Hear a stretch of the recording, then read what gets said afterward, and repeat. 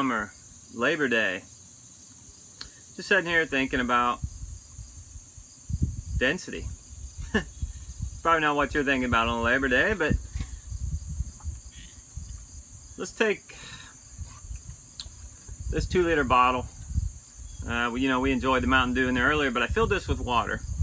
And if you understand something about the metric system, if you have 2 liters of water, we know the density of water is 1. So that means that this would weigh 2 kilograms. So the volume, 2 liters, would equal 2 kilograms. Now, that's because the density of water is 1. What if I had this filled up with less than 2 kilograms and the volume was still 2 liters? Well, that means it would float because the mass is less than the volume. It should float because I know that wasn't completely full. Oh yeah, it's floating. It got me thinking about something else. What if you had a container, something like this, and you wanted to know, if I were to get in that, would it float? Which is kind of the idea of a boat. They build these boats and they want to know, well, how many people can fit in that boat. Now you could just jump in and try it out, or you might use a little science and be able to calculate just exactly how much will hold and how much a container will hold before it sinks. And that's what I'd like to do. So let's talk about some of the measurements that we need. Of course, if we want to know how much mass this will hold, we need to find the volume of this container. And then we'll know. Because as long as the density is less than 1, it should float. So if we know we could fill this up with a little bit less than the volume, and it should have a density a little bit less than 1.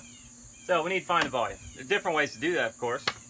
One would be to fill this and see how much water it holds. So this is 2 liters of water that we're going to put in. And looks like that's filling it up maybe about that much. So I'll probably just have to do that about 15 or 20 times. It's going to take a little bit of time, but you know what? I'm an important guy. I don't have that kind of time. So there is another way to do this, and it's with measurement, right? You don't have to fill it with water. You can use length, width, and height to determine volume. So we just need measurements. So the length of this, we'll say, is 50. The width is about 35. And the height, we'll say 40, and that'll get us pretty close to the top. So 50 times 35 times 40. Most of you can do that in your head, right? Well, not me. Crunch those numbers, and we'll know the volume of what this container is. So after crunching the numbers, we get a whopping 70,000 milliliters. Well, what does that mean? Well, convert that to liters. That'd be 70 liters. So that 2-liter bottle, I need about 35. Do that about 35 times. Now what's that mean though?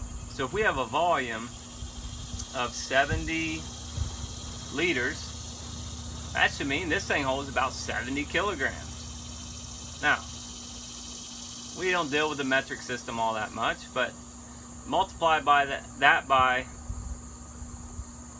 2.2, and that's going to be the maximum amount that this container should hold. So as long as we have a little bit under that, once again, it should float.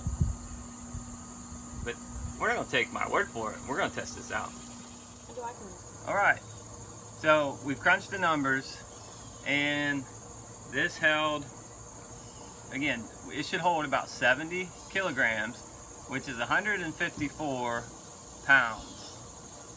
Now, I'm just over that weight, okay, so this wouldn't be a good demonstration if I did it. So I've asked Addie to join in on this, and she's around 100 pounds, a little bit under that. So, according to science, she should be able to float in this container. So let's test it out.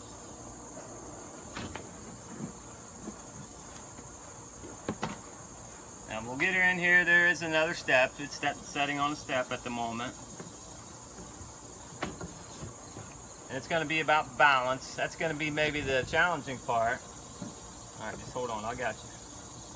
Trust the science here. Hold on to this. Lean forward. Try to get centered. So I'm going to slide her off of the step.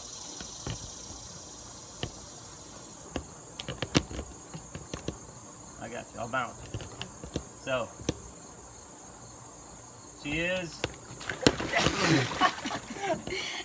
It's a question of balance, but she was floating if we could just keep this balanced, so maybe rig up some kind of balancing system. Did water come in the container? Yes. Yeah, a little bit of water in the container. So, the science is true. You just got to account for other things sometimes. All right, go ahead. So, the science sometimes can help us. And even in survival situations. You know, this is an episode of Surviving with Science. Then you might say, well, how is this survival? Well, what if that pool was filled with piranhas? Okay? I mean, that's a likely scenario, right?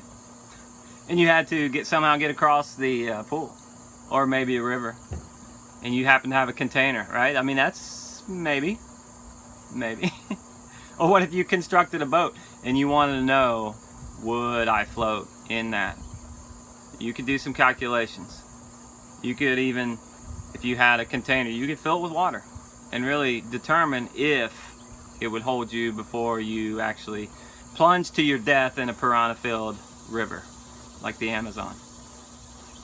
So I hope that was entertaining for you, and you never know when it could help for survival. Well, I hope you enjoyed this episode, and you'll be seeing more in the future. Until then, have fun in surviving with science.